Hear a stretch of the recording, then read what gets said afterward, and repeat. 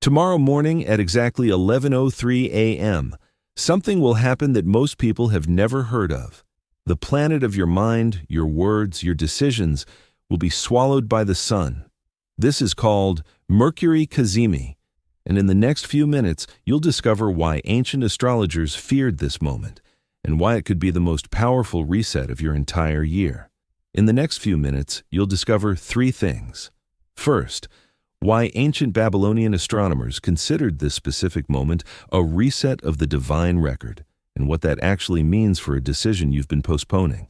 Second, the exact physical reason why Mercury in Pisces burns differently than any other Kazimi, and why this one, in 2026, arrives unlike any in the last 7 years.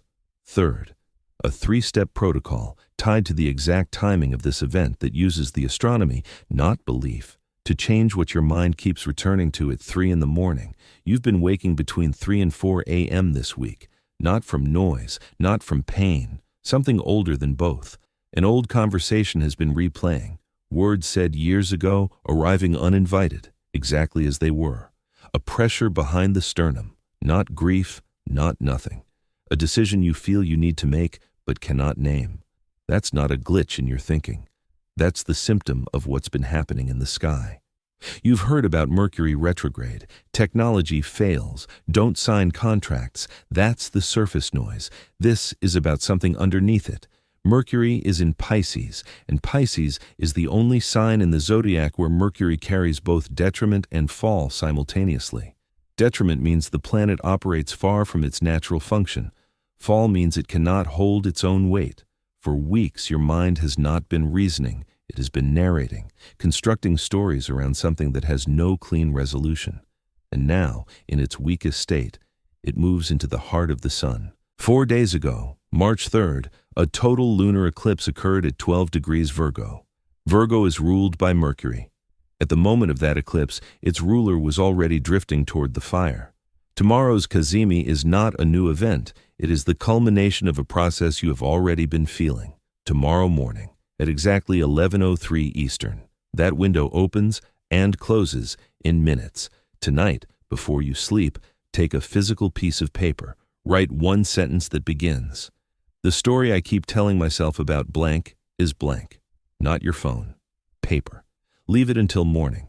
But before we reach what burns, you need to understand the physics of what is happening above your head right now. Because what you feel at 3 in the morning has an exact coordinate, an exact degree, an exact moment, and that moment is not a metaphor. Right now, above your head, Mercury is moving toward one exact point in space, 16 degrees and 52 minutes of Pisces. That's where the burning happens. You have been told that Mercury retrograde is the time to slow down. Don't make decisions, don't sign contracts, wait it out. That's accurate, as far as it goes. But inside every retrograde, there is one moment that operates by different rules. This is that moment. Here is what that means in physical terms. There are two kinds of Mercury-Sun conjunction. The first is called superior conjunction. Mercury passes behind the Sun on the far side of the solar system at its greatest distance from Earth. The second is inferior conjunction. Mercury passes between the Earth and the Sun. Tomorrow at 11:03 a.m. Eastern, Mercury enters that second configuration. It is not moving away from you. It is moving toward you. At the exact moment, Mercury is described as burning in the heart of the Sun. It is the closest planet to Earth in the entire solar system. Traditional astrology says Mercury burns. Physics says Mercury is nearer to you than at any other point in its cycle. Both are true simultaneously. The Kazimi window itself is narrower than most people realize. The classical orb, documented in medieval Arabic sources, is 17 arc minutes. 1 arc minute is 1/60th of a degree. That zone is smaller than the width of your thumbnail held at arm's length against the sky. Mercury enters it, crosses it, and exits. In hours. In less than 18 hours, Mercury will reach that point, closest it has been to you all year, carrying a question your mind has been constructing and avoiding for weeks. The pressure behind your sternum, the pause before a sentence you haven't said, the breath held before a decision you keep not making. These have a coordinate, 16 degrees 52 minutes Pisces. This morning, before 11:03, take the paper from last night. Read what you wrote, out loud, once, slowly. Don't edit it, don't explain it to yourself. Just hear it in your own voice. Mercury rules speech. At the moment of maximum proximity, the planet of the word is closest to the one using words. That's not ceremony. That's timing. The people who first recorded this moment understood something about it that was later lost in translation. What they actually wrote and what it means for the next 12 hours is not what you've heard before. The Babylonians did not fear this moment. That requires a correction because the hook told you they did. Here is what the record actually shows. The Babylonian astronomical diaries, held in the British Museum, represent the longest continuous observational record in human history. Systematic tracking of Mercury's inferior conjunctions begins in the 7th century BCE. These are not myths, they are numerical logs, degree, date, planetary position, what followed. The series known as Enuma Anu Enlil, approximately 70 Omen tablets, documents what inferior conjunction meant to those observers. The term used is Reshtu Shari, the words of kings, not catastrophe. A change in the official record, a closing of one statement and the opening of another. Mercury was Nabu, god of writing, accounting, the assignment of fate. Inferior conjunction was not his death. It was his return to the source, a clearing of the ledger. The Egyptians recorded the same configuration through Thoth entering the body of Ra. Return to origin. Not destruction, recalibration. The fear arrived later. In medieval Europe, Arabic astronomical texts were translated into Latin, and two separate terms collapsed into one. Kazimi, from Kazmum, meaning in the heart, described a planet at peak strength inside the solar fire. Combustion described a planet weakened by proximity to the sun. Different conditions, different meanings. In translation, they merged. For roughly 1,300 years, the strongest point in Mercury's cycle has been misread as its weakest. What the original observers recorded was this: inferior conjunction closes a cycle of incomplete statements. It does not create confusion. It ends the period in which confusion was inevitable. 4 days ago, the eclipse at 12 degrees Virgo opened a question. Tomorrow, Kazimi delivers the condition under which that question can be answered, not through logic, but through what the fire removes. By the time most people wake up tomorrow, the window will already be narrowing. What burns is not what you thought. Here is what is actually burning. Not your decisions, not your plans, not the relationship or the job or the city. What burns in a Mercury Cazimi in Pisces is the story you have been telling yourself to make something unresolved feel resolved. Pisces is the 12th sign. In traditional astrology, the 12th house carries a specific designation: Inimicus ex se ipso, the hidden enemy that comes from within. Mercury in this sign, in detriment and fall simultaneously, has spent weeks unable to distinguish memory from interpretation, fact from the frame you placed around it. The story was invisible because Pisces is the only sign where that kind of construction can exist without edges. No borders, no resistance, just a narrative, breathing quietly, taking up space you didn't know it occupied. Right now, as you hear this, Mercury is still closing the distance, 16 degrees and 52 minutes of Pisces. By the time most people wake up, the window will already be inside it. What you notice won't arrive as insight. It will arrive as a moment when something you've been defending, quietly, automatically, for longer than you'd admit, suddenly offers no resistance. Not because you changed your mind, because the fire showed you there was nothing solid underneath it.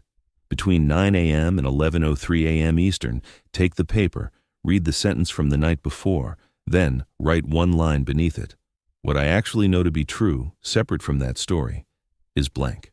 Don't destroy the paper, don't read it again today. Place it somewhere it won't catch your eye. 2 sentences, 1 space between them. That space is the work.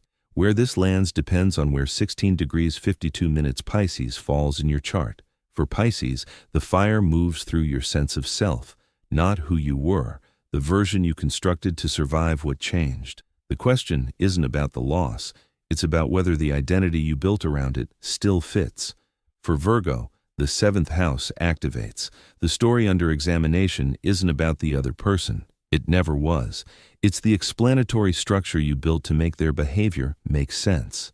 That structure is what burns.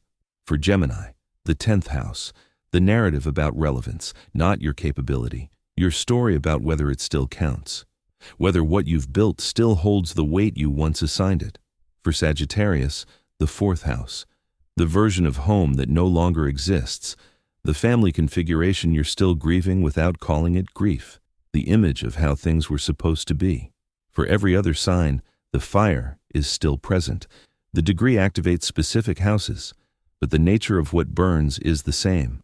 A story your mind has been protecting. There is a specific quality to silence after fire. It's not peace, not yet. It's something older than peace, and in that space, something unexpected happens to the body.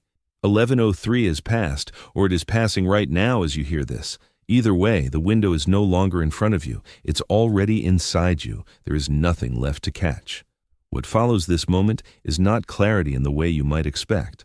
Mercury is still retrograde. It will remain retrograde until March 17th, when it stations direct at 7 degrees 26 minutes Pisces. Between today and that station, 10 days. What was burned has not yet been replaced. The old narrative is gone or going. The new one hasn't formed. This is not a failure of the process. This is the process. The Babylonian record described this interval as a cleared ledger, not yet rewritten. The space between the last entry and the first new line. You are in that space now. Your body knows it before your mind does. The phone you set down and didn't reach for again. The thought that surfaced, the familiar one, the one that used to pull the whole chain behind it, and this time moved through without catching. The weight you've been carrying in your shoulders that isn't pain, exactly. Just the physical memory of holding something suspended for a very long time. Somewhere right now, someone is lying still in a quiet room, not knowing why the silence feels different than it did last week. No name for it, no explanation offered, just different. This is happening in more than one place, in more rooms than can be counted. A shared interval without a shared language for it. Mercury continues its retrograde arc toward 7 degrees 26 minutes Pisces. Slower now. The peak is behind it. What comes next is not reversal. It is a gradual return to forward motion, degree by degree, over 10 days. This is not the time to interpret what happened. Not yet. Tonight, take the paper with both sentences. Draw a single line between them, physical, with a pen. Place it somewhere it won't be visible. A drawer. Between the pages of a book. Do not read it again before March 17th. When Mercury stations direct, read both sentences with 10 days of distance between you and the fire. The line you draw is not a conclusion. It is a held space. What lives in that space doesn't need words yet, and it won't stay empty for long. Not because you fill it, because something is already moving toward it, and it is arriving wearing the face of something you haven't let yourself want in a long time. The space where that story used to live doesn't stay empty. Not because you rushed to fill it, you didn't. But tonight, the same night as the Kazimi, within hours of the fire, something else is already moving into position above you. Venus and Neptune are aligning in Aries. This specific configuration, these two planets, in this sign, has not occurred since 1861. Neptune returns to Aries once every 164 years. It entered this sign recently, and Venus is the first planet to meet it there. What that means, in practical terms, the part of you that wants, that reaches toward something, toward someone, toward a version of your life that hasn't arrived yet, is operating tonight without the usual walls around it. Aries is the first sign. Impulse. The unrehearsed step.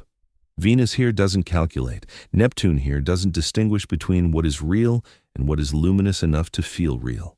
You may think of someone tonight, or something. A version of your life you set aside years ago and told yourself was finished. It will not arrive with hesitation. It will arrive feeling like recognition, like, this is what I was waiting for. That feeling is real. What you feel is real. The question, which arrives 24 hours later when Saturn aligns with Venus in the same degree, is a different kind of question entirely.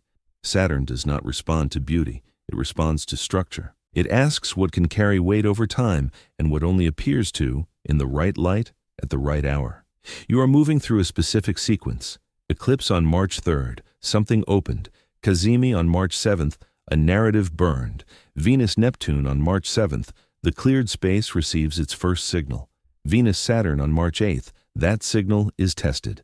This is not 4 separate events. It is one wave. You are already inside it.